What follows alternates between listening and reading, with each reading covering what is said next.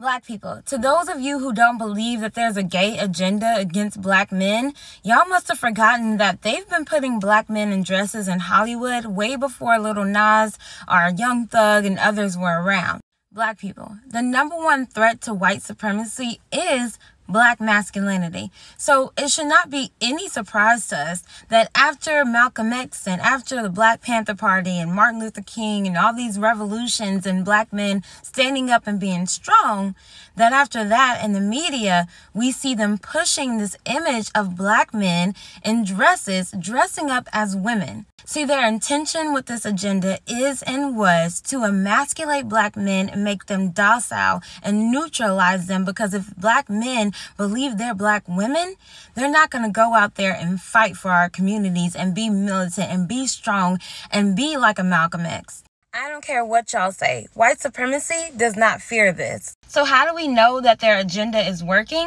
Because after we saw Tyler Perry as Medea and Martin Lawrence as Big Mama, we became used to the idea of black men in dresses. So now as a community with Lil Nas and Young Thug, not only are we accepting this behavior, some of us have the audacity to be encouraging it. Y'all claim that black men being more feminine will help end some of the violence in our community. But according to literally all research on the topic, LGBTQ members fall victim to domestic violence at equal or even higher rates than their heterosexual counterparts. So it's literally zero evidence that making black men feminine will somehow improve our communities. There's actually evidence against it, because 75,000 black women are missing. Black women are the most unprotected than any other race of women, and our men are the most attacked, and they have been taken from our household.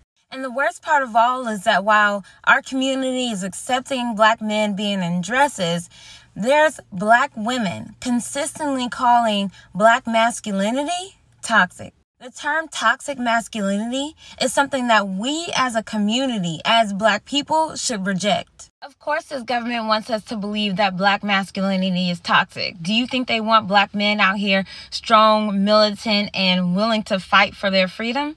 No. Black people, let's not forget that the reason that we survived centuries of slavery and generations of Jim Crow is because we had a strong black family structure. We had black men in our households. Right after slavery, they saw us building up black Wall Streets and black towns and being independent, financially stable, and they could not stand it. I don't care how much they promote this to our community, they will never get the majority of the black community accepting this. This is why we have to separate from this government.